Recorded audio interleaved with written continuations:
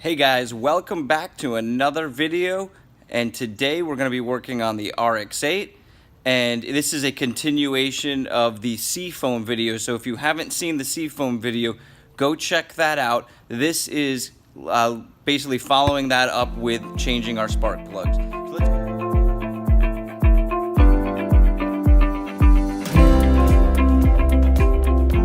First, you want to make sure you get some high quality spark plugs. I would not go with any other plug than this. I know they're expensive, but keep in mind, this is a sports car. This is a high revving engine. It's a very unique engine. Basically, no other vehicle that you're going to find on the road right now has a rotary engine. So a lot of people are going to mislead you when you talk to people that don't know anything about rotary engines. So definitely do your research on these plugs. And one thing I mentioned in the last video is there are some scams out there where people are making fake versions of these because they are quite expensive. They run approximately 20 bucks a piece. Now, I did pick mine up at Advanced Auto Online for a 25% discount. So I got them for basically what you can get them for on eBay, which is about $60.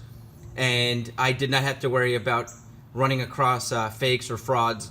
And that's kind of a peace of mind. Plus, I was able to pick them up locally.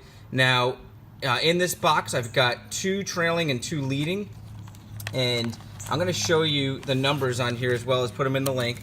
But your leading are RE7C-L 6700, and your trailing are going to be RE9B-T 6701. So you're going to want 2 of each. So that's what I've got in this box here.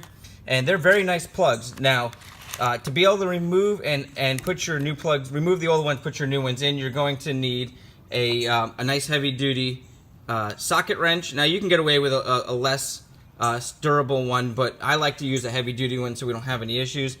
Now, there are some ways to get in there without an extension, but to make things really easy and to be able to show you guys in this video, you want to have a nice extension bar, as well as this is really cool, this magnetic spark plug socket. I've never used one, and the guy at the store showed me. I picked it up for about $5, and it's a 3/16 inch magnetic spark plug. You can use the old school rubber ones. Some people even just use a deep socket, but I prefer to have peace of mind, be able to pull the plugs out very easily with one of the spark plug specific wrenches here. And then you want to have your universal joint. This is so that you can swivel and get into there without stripping your plugs. So with this said, let's go ahead and get set up. I'm going to show you guys where the plugs are. You're going to want to jack your car up, get it in a place that's nice and easy to work on. This is not a long project, but it is something you want to take your time doing and make sure that it's properly, everything's properly put in and the wires and everything are properly put back on so you don't lose performance. Alright guys, so to get started on the process here, you're going to want to make sure you jack your vehicle up on the driver's side, if you're facing your vehicle, the right side, and go ahead and either remove your wheel, which is by far the best option, or turn your wheel heavily as much as it can go all the way to the right. Now, in my circumstance, I could not remove my lug nuts. The owner prior to me had put special nuts on there, and I do not have the adapter. And I'm going to basically order one that I can take these off with. But for now, we're going to go ahead and get our plugs changed. So this kind of gives you an idea of doing this without removing the tire.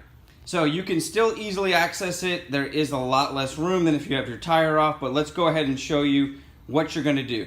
So if I come down here behind the wheel well, just come up here, there's going to be basically a rubber blocker here. So you want to pull that off to the side first. And then if we look directly in here, we're going to see 2 spark plug wires there. Let me see if I can focus. 2 spark plug wires there. And you can see I removed one of the spark plug wires just to give you an idea of how easy it is to access. I'll put my hand in there and show you. But you are going to need an extension like we talked about, as well as your spark plug wrench and a swivel head, so that you're able to access in there.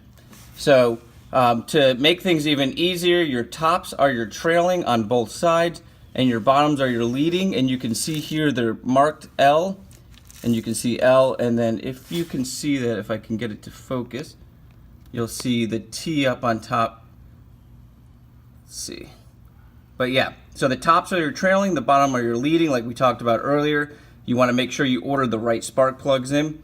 So let's go ahead and get started on this. I highly suggest you pull your wire boots off one at a time, change one plug at a time, tighten your plug up into there, put your boot back on, and then move to the next one and keep track of which one that you've done.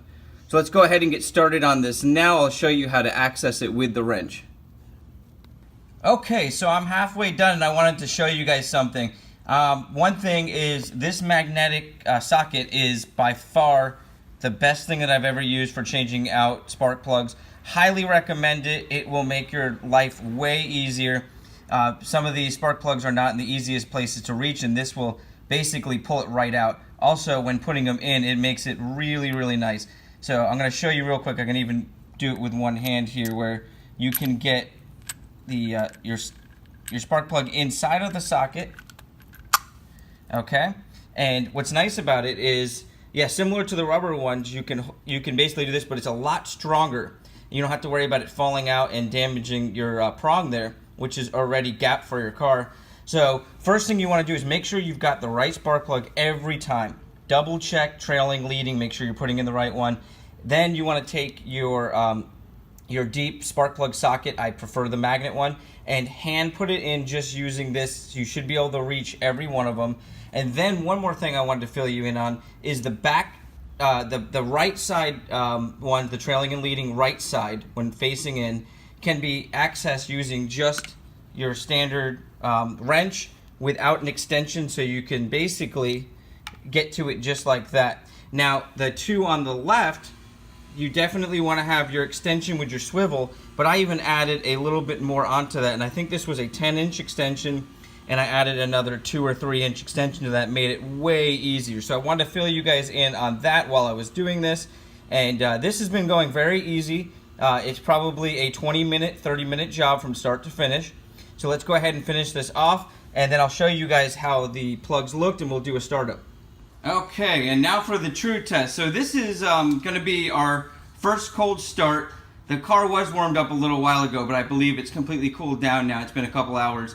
But this is going to be our first cold start changing the spark plugs. And prior to this, we were getting about a 1.5 to 2 second start. It actually wasn't consistent, and I believe that's because of the plugs and possibly the lead wires as well. So we'll be changing those out in a future video. But let's go ahead and check out how fast this starts up.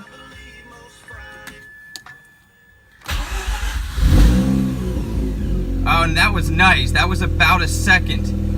And yes, we are completely cold there. The other thing is I'm getting this light a lot. And I've done some research, and I did have loose positive negatives. Went ahead and put those back on real tight.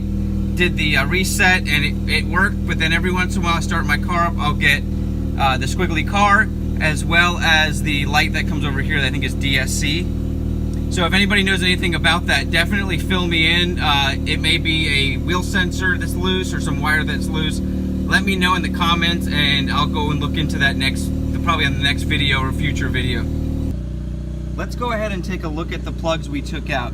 These two here are going to be our leading plugs, and you can see how much buildup is on these two specifically.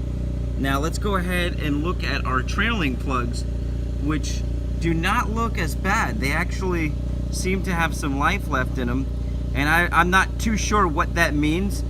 If anybody out there knows why your trailing and your leading plugs would basically have different types of carbon buildup on them, let me know in the comments. But I can definitely see these plugs were needing to be changed out, and let's go ahead and start this car up and see how it goes.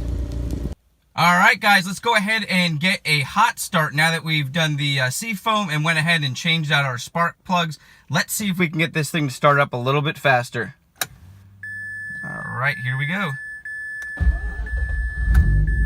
Oh, that was nice.